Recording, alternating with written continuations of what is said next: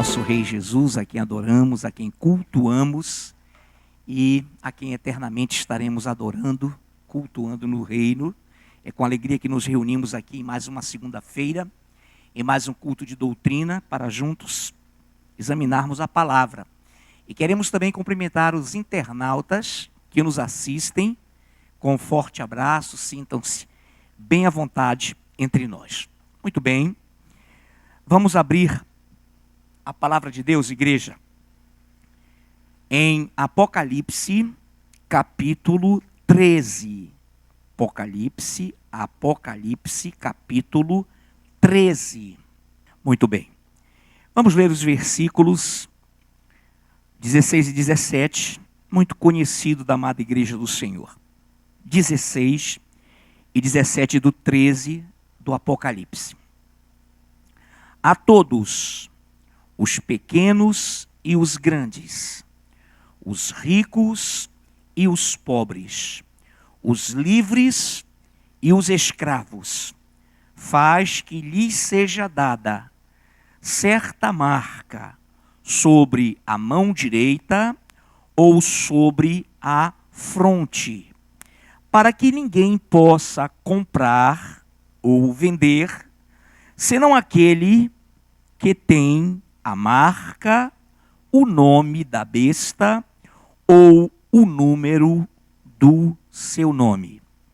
Espírito Santo de Deus, reunidos como igreja estamos na tua presença, Pai Santo, em mais um culto de doutrina para juntos, como igreja, aprendermos do Senhor, que é manso e humilde e que nos caminha diante do seu amor com a sua palavra, habitando em nós com seu Espírito. Estamos reunidos convictos de que o Senhor Deus falará conosco e exaltará, glorificando o nome de Jesus e edificando a sua igreja. Por isso, oramos em nome de Jesus. Amém. Amada igreja do Senhor, eu peço agora, pelo pastor Paulo Giovanni, que repita a leitura, a nossa leitura já realizada, e que ele se estenda até o versículo 18.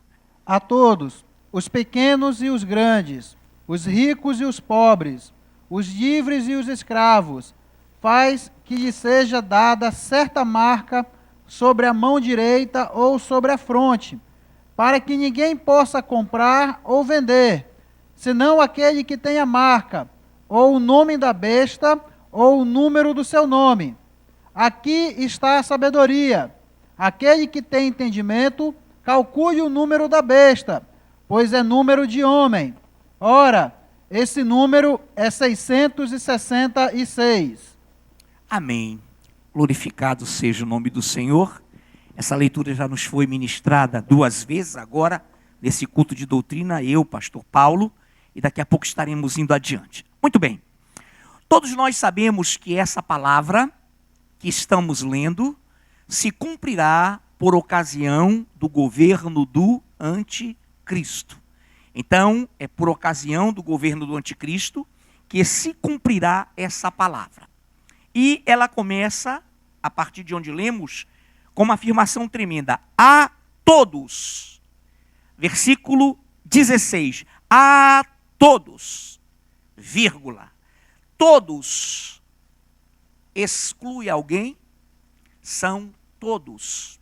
A todos. Mas agora, nós que conhecemos a palavra e que somos íntimos dela, tanto quanto o Espírito Santo, autor da palavra, vive em nós, sabemos que esse a todos refere-se aos que vão ficar. Não engloba os arrebatados que o serão previamente, que serão antes desse evento arrebatados. Amém? Amém? Muito bem.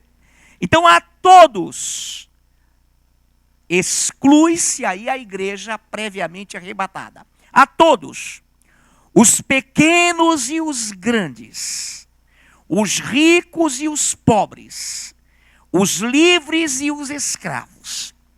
Até hoje nós sabemos que existem relações de escravidão. de país para país, de empresário para trabalhador e até nas relações tribais de lugares afastadíssimos existe essa relação. Pequenos e grandes. Repara que depois vem ricos e pobres. Então, primeiro, pequenos e grandes. Imagine aí, peguemos a visão micro, individualmente, pessoas de status, de posicionamento social elevado, e que, portanto, também são ricos, vai englobar esse outro, ou essa outra qualificação, e os grandes, os pequenos, eu comecei dos grandes, os pequenos, socialmente, na estratificação social, pequenas empresas, grandes empresas, pessoas grandes, pessoas pequenas no nivelamento, na interpretação do capitalismo, do meio social. Ricos e pobres, livres e escravos. Faz. Esse verbo pede qual pessoa? Terceira do singular. Ele faz. Então trata-se de uma pessoa, de um governo. Faz que lhes seja dada, pequenos, grandes, ricos e pobres, livres e escravos. Essa besta, esse governo, faz que lhes seja dada certa marca sobre a mão direita, não é esquerda, ou sobre a fronte, a testa, para que ninguém possa comprar ou vender, senão aquele que tem a marca, o nome da besta ou o número do seu nome. Todos nós sabemos, e já participamos de 6 congressos de escatologia, de que as regiões termais mais propícias, por enquanto, a última invenção, o último ponto, a última tecnologia de top foi descoberta pelo Dr. Carl Jaspers, e é o dorso da mão direita e a testa. Se fosse hoje, a implantação desse artefato, dessa microtecnologia, todos nós sabemos que se fosse já, seria a bateria de lítio que estaria sendo implantada, onde ela resiste na temperatura termal a ponto de só desligar quando a pessoa morre. Tremendo. Isso foi descoberto, é científico, é fundamentado. Isso já existe no campo da saúde, no campo de controle de alguns setores da economia. Perfeito. Muito bem. Para que ninguém possa comprar ou vender, senão aquele que tem a marca, o nome ou o número de seu nome. Isso aqui nós já trabalhamos muito. E igreja, comprar ou vender hoje, agora, só quem tem... Oi? Dinheiro. Alguém diria cartão, sim. Mas o cartão tem como referencial o dinheiro que tinha para aqui atrás. Amém? Só para que nós tenhamos uma ideia. O que é que eu quero dizer? Que se vai comprar e vender sem dinheiro. Por quê? Por ocasião do arrebatamento, sumirá um contingente populacional grande da face da terra, haverá caos, haverá... Hoje, quando nós falamos isso, sem o arrebatamento, uma pessoa intelectual, uma pessoa que não conheça a palavra, estaria assim, esse pessoal é totalmente louco. Porque é impossível, irmão, isso acontecer do jeito que está.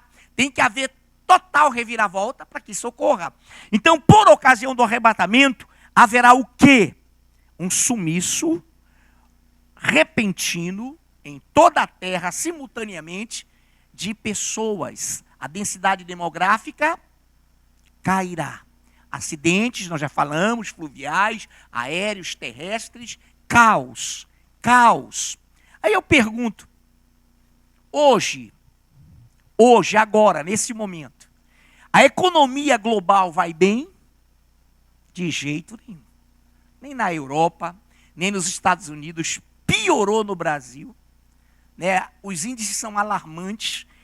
Crise. Agora perceba, quando sumir esse povo, quando uma catástrofe se abater sobre a terra, e uma reviravolta inédita imprevisível para o homem, para a visão intelectual, ocorrer, o mundo ficará em polvorosa. Agora, atenção. Hoje existe um problema de relações.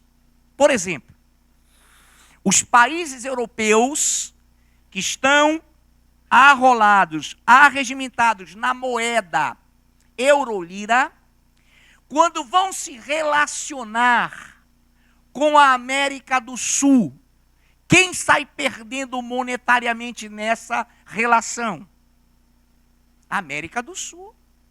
O dinheiro que transita, que tramita na América do Sul, ele perde na relação para o euro-lira. Dólar, Estados Unidos da América, América do Norte, dólar, numa relação com o pequeno, com a Argentina. Pegar a Argentina aí da América do Sul, da América Latina. Com a Argentina. Quem é grande nessa relação monetária? Estados Unidos. Quem é pequeno? A Argentina. No exemplo anterior, quem era grande na relação? União Europeia. Quem era pequeno? América do Sul. Muito bem. Ora, o que já se pensou? Isso já saiu em noticiário econômico do mundo inteiro. Se pensou na seguinte questão. Hoje o que gera inflação e o que gera dívida e o que gera dependência nas relações é o dinheiro, é o poder monetário. A fronteira monetária europeia, a fronteira monetária norte-americana, a fronteira monetária da América do Sul, pensou-se em Mercosul, vamos juntar todo mundo aqui, juntos economicamente, enfim, e ALCA, e tantas e outras, para não passarmos a noite falando aqui de siglas, na América do Norte, na Europa. Tá bom. Então a Bíblia nos mostra que ninguém comprará ou venderá. Queridos, hoje, o que resolveria, por exemplo, o relacionamento credor-endividado entre os países? A extinção do dinheiro. A quebra desse poder monetário quebraria as relações fronteiriças de poder monetário. Quebraria isso. Isso vai acontecer por ocasião do arrebatamento na terra? Acontecerá. Mas você não esqueça de que os 3 anos e meio primeiros da grande tribulação será caótico, será terrível. Mas o dinheiro sairá de circulação. Então haverá uma marca. Muito bem. Quando essa profecia foi dada em Apocalipse, queridos, é isso que me fascina na palavra, é isso que nos impressiona e nos faz adorar o Senhor.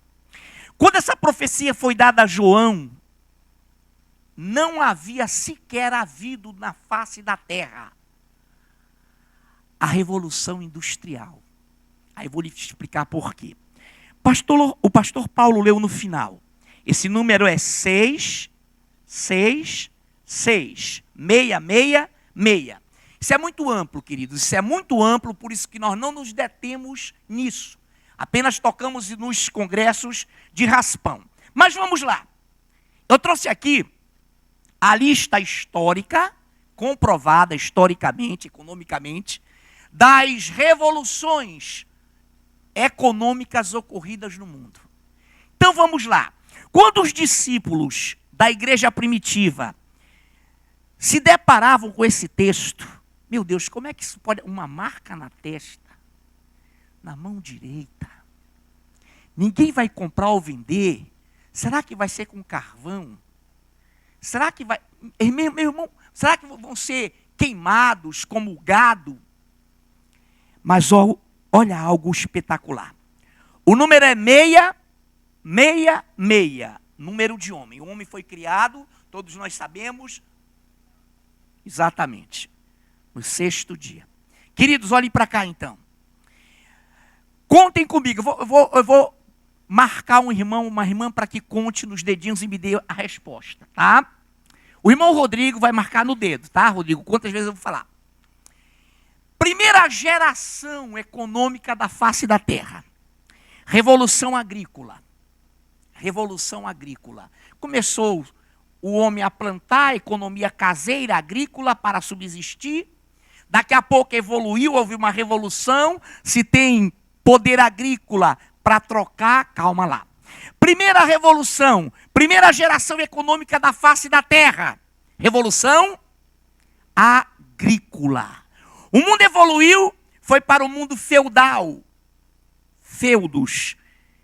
Segundo, revolução feudal capitalista. O que é isso, pastor? Uma transição do feudalismo para o capitalismo.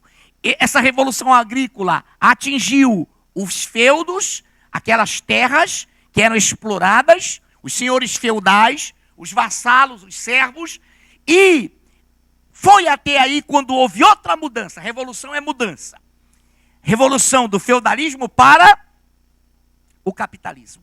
Ismo, acúmulo de capital. Capitalismo. Percebeu-se que o sistema de trocas do mundo feudal estava acumulando muito. Eu já dei sempre esse exemplo. Acumula, traz um cavalo, leva farinha, arroz, açúcar, mandioca. E ia ser terrível trocar e botar onde? Tanta coisa. Capital veio facilitar as relações. Então, primeira revolução agrícola, o Rodrigo está anotando. A segunda revolução feudo-capitalismo, do feudalismo para o capitalismo. Terceira revolução industrial. Olha, outra mudança na história da humanidade. Totalmente, queridos, revolução é isso aqui, ó. Vira. Revolução industrial. Todos nós sabemos rapidamente que aí chegou a energia a vapor. O sapateiro, coitado, que na mão, artesanalmente, fazia 3 sapatos por dia, vê surgir a fábrica produzindo a energia a vapor. A fábrica vai produzir por dia 3.000 sapatos. E o sapateiro, coitado, que produz 3, vai ficar na miséria, porque eu vou botar para o mundo de hoje. Ele está vendendo o sapato dele a R$50 para sobreviver. Por dia faz 150. Quando surge a fábrica, a máquina, quem vai comprar sapato do Pedro, que não é da igreja, mas lá no mundo do capitalismo feudal para avante, revolução industrial. Quem vai comprar do artesão? Ninguém, queridos, porque a fábrica vai vender o sapato a R$1, a R$2, a R$5, a R$10. E o seu Pedro vai à falência e vai bater na fábrica para empregar a sua mão de obra. Quantos estão entendendo? Mudança geral no mundo. 3, né, Rodrigo? Revolução industrial.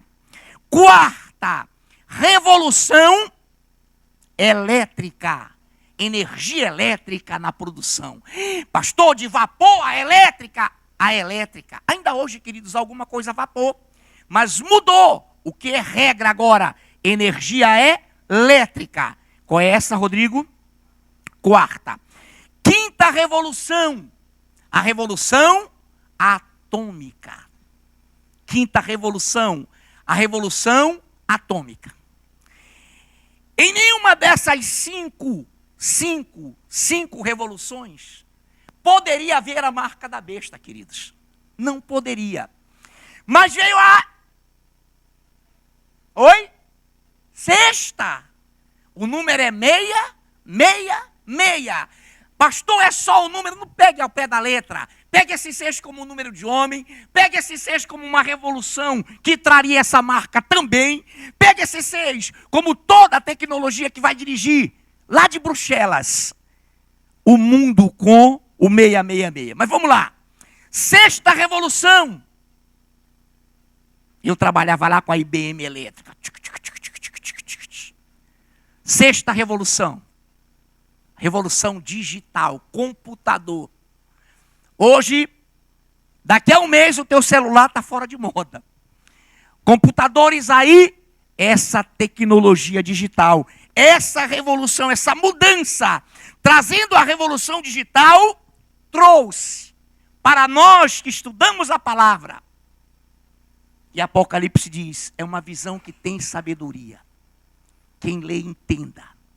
Então, na sexta revolução que o mundo atravessa, também coincide com a última geração, do momento em que Israel tornou-se uma nação independente. E hoje, com a revolução digital, que número ela é, Rodrigo? A sexta.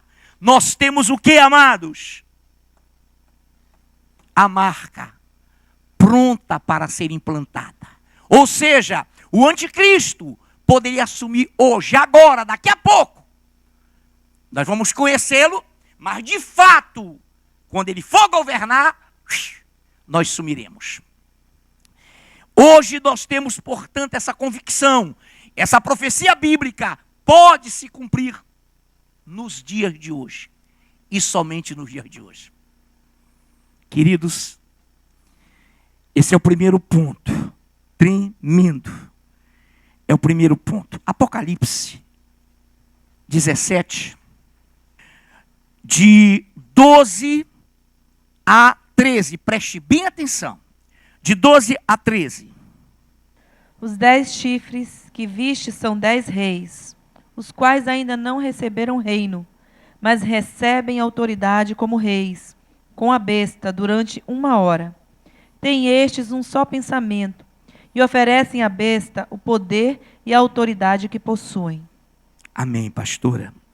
Os 10 chifres que viste são 10 reis, os quais ainda não receberam reino, mas recebem autoridade como reis, com a besta durante 1 hora. Tem estes um só pensamento, e oferecem à besta, e oferecem a esse governo, o poder e a autoridade que possuem. Quando João escreve, quando João está recebendo de Deus a visão, ele está dizendo assim, que esses reis ainda não receberam reino. Esses reis, ainda na minha época, agora que eu estou falando, escrevendo, recebendo a visão, eles ainda não possuem reino, mas receberão poder e autoridade. O tempo correu e as cabeças que dominavam o mundo foram passando, até que o Império Romano do Oriente e do Ocidente foi ferido de morte, acabou. Depois ele ressuscitou, ressurgiu, com 10 nações signatárias, que fizeram o mercado como europeu em 1957, e daí surgiu o que é hoje a União Europeia, vinda de Roma. Por isso que é aquela cabeça que está inserida. O que é Roma hoje, queridos? Toda a União Europeia, espiritualmente falando. Perfeito. Tem eles, ou estes, um só pensamento. E oferecem e dão à besta, que é o anticristo, que é o governo, o poder e a autoridade que possuem. O que é isso? Trabalhamos também a visão profética, a história, e vimos o seguinte. Vimos, e aí que eu quero chamar a atenção de vocês agora, vimos em todos os congressos, e a partir efetivamente do segundo, aquele Papa renunciante pedindo uma autoridade centralizada, global, pedindo um governo central globalizado. Vimos depois o Papa que assumiu, pedindo, claro, óbvio, uma autoridade central, um governo central globalizado. Vimos também agora o grupo dos 20, a União Europeia, pedindo um governo central globalizado. Aí a gente vai para o Congresso, nós vamos para o Congresso, a igreja tem o Espírito Santo, trabalha, estuda e crê. Mas tem aquele que vai por curiosidade, tem aquele que não conhece a palavra e diz, para lá, eu vi o Papa falando, que nós mostramos o vídeo. E os vídeos são mostrados. Ah, eu vi o Papa falando sim, pastor, olha, nós queremos uma autoridade central, uma autoridade que governe o mundo globalizadamente. Nós vimos o Obama falando, nós vimos a União Europeia através da sua representação falando, tudo isso em vídeo. Nós vimos aí até o Luiz Inácio Lula da Silva à época, depois dele a Dilma falando na nova ordem mundial. Tudo isso nós vimos, pastor. O senhor mostrou lá a revista Veja, Obama, o policial do mundo, Obama, o cidadão do mundo, enfim, vimos tudo isso. Mas, algumas pessoas que visitam, não da igreja, os congressos, algumas abordam, né, os preletores. Antes só era eu preletor, agora são meus amados, tremendos também amados, pastores, Paulo Giovanni e o nosso amado Gabriel Cavalcante. E aí, sabe o que eles perguntam, igreja? Me perguntaram nesse último congresso, pastor, eu vi, legal, eu digo, o que é que você quer mais? Não, queria ver assim um documento, alguma coisa que dissesse assim, ó, escrito, queremos ou alguém quer implantar. Eu digo, querido, está na imprensa aí mundial, pegue vídeos, você viu. Não, mas eu queria ver um documento. Então, nessa noite, me deem e preste bastante atenção. Aí você controla o som, quero agradecer o René antecipadamente pelo trabalho que toda vez com Paulo e Giovanni, eles fazem juntos para colocar os vídeos na ordem. E, de repente, experimentem o som. Se ficar bem legal, a gente pode recomeçar. Querido, quem sabe prestar atenção? Amém. Então, vamos lá. A origem do plano. Preste bem atenção. Vamos conhecer agora um pouco da origem desse plano, de onde que veio isso. A ONU, Organização das Nações Unidas, uma instituição que você pensa que luta pelos direitos humanos, pela paz mundial, ela criou a ideia, ela criou um programa para apresentar para todos os países membros. Ela deu orientações para que todos os países membros formulassem um projeto para a luta em defesa dos direitos humanos. Sendo assim, em 1996, o senhor Fernando Henrique, então presidente do Brasil, apresentou o primeiro modelo do plano. Foi chamado PNDH-1. Mais tarde, no último ano de seu governo, em 2002, ele apresentou a segunda versão, foi chamado PNDH-2. E no dia 21 de dezembro de 2009, o chefe do Poder Executivo assinou o decreto número 7037, que aprovou o Programa Nacional de Direitos Humanos, PNDH3. O presidente assinou esse decreto sem ler o plano. E a partir daí, o ministro da Secretaria Especial dos Direitos Humanos vem a público e nos dá alguns esclarecimentos sobre esse plano. Atenção.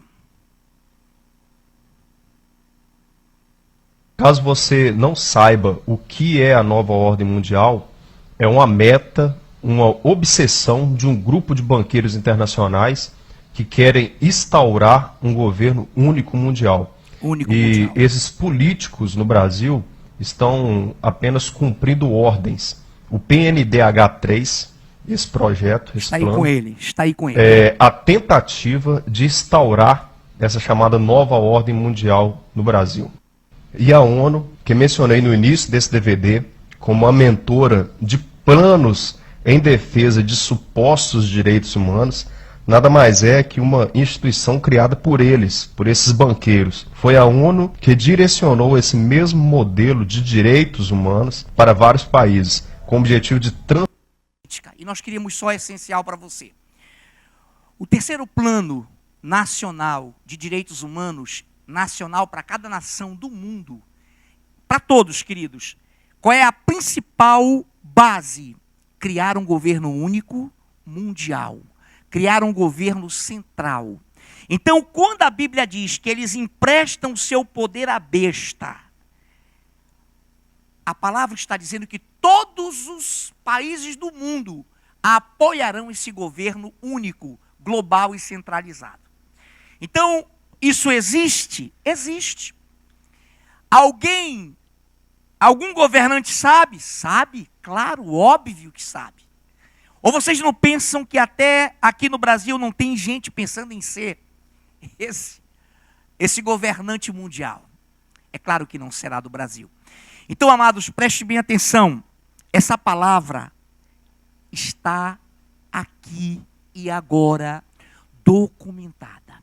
Os banqueiros internacionais são os mais proeminentes e ricos, donos da economia mundial, maioria judeus, que comanda a economia no mundo.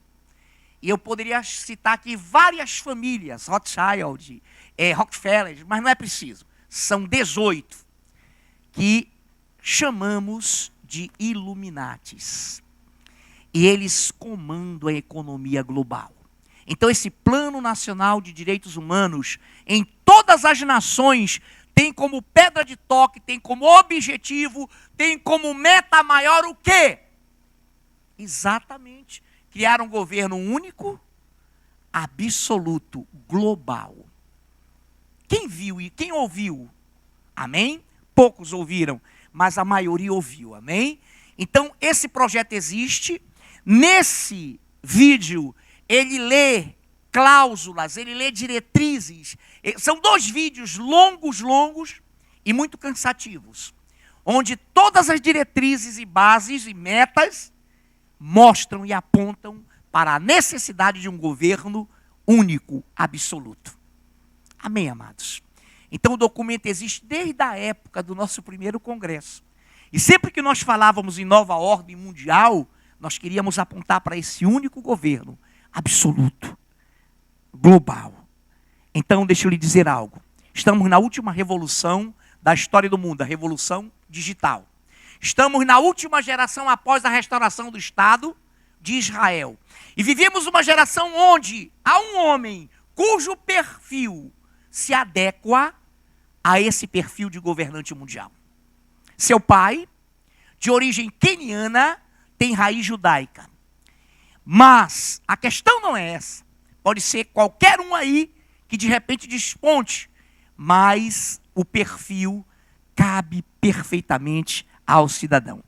João, Evangelho de João, capítulo 17. João, capítulo 17. Versículo 24. Pai, a minha vontade é que onde eu estou, estejam também comigo os que me deste, para que vejam a minha glória que me conferiste, porque me amaste antes da fundação do mundo.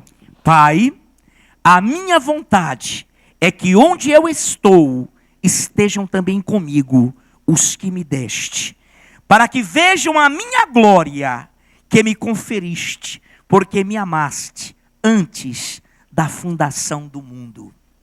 Então, Senhor, disse Jesus, a minha vontade é que onde eu estou, estejam comigo, essa palavra é linda, todos os que me deste. Olha que coisa linda. Para que vejam a minha glória que me conferiste, porque me amaste antes da fundação do mundo.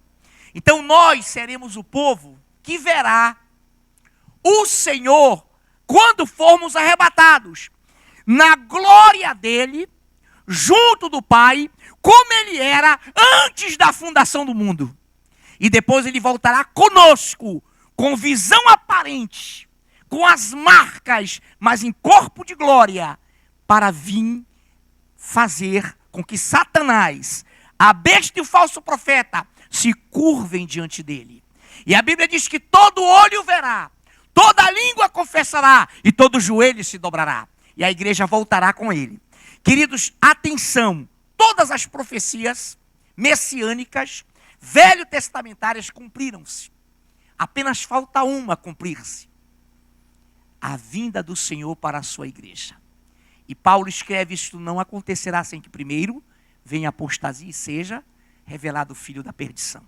Queridos, eu quero dizer a você, nessa noite, que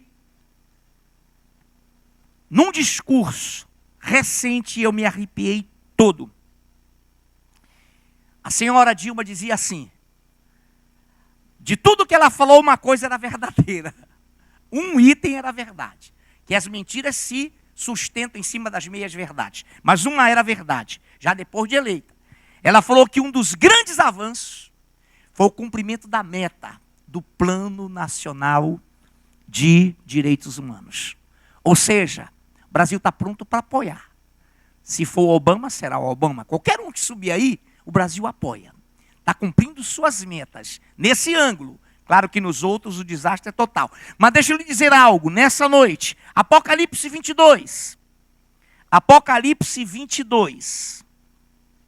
De 11 a 13.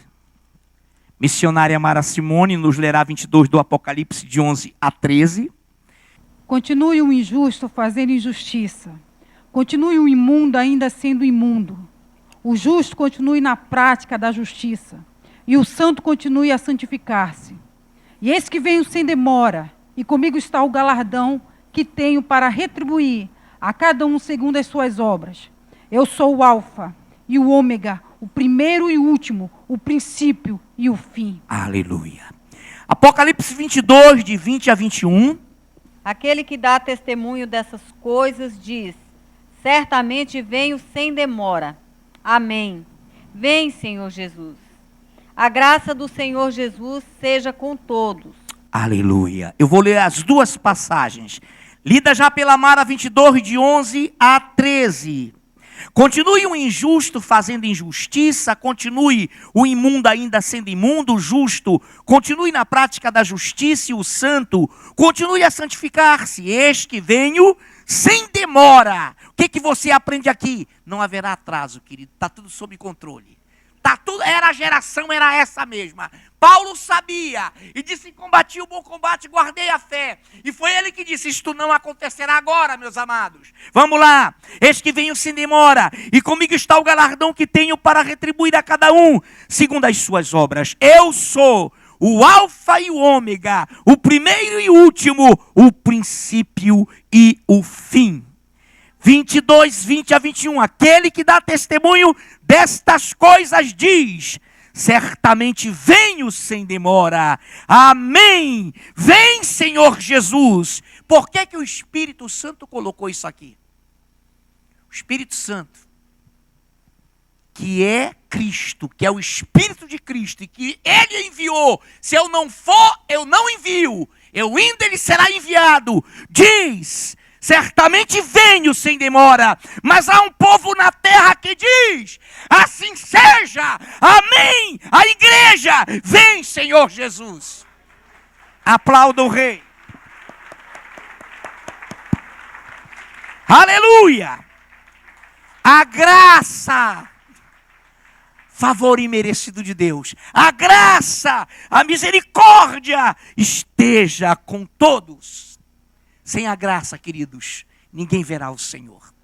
Nessa noite, eu tenho convicção de que igrejas tão pequenas quanto esta, tão humildes, não terão vergonha, porque o Senhor vai dizer para nós: vocês não se envergonharam, não negaram o meu nome, não negaram a minha palavra e não negaram o meu nome.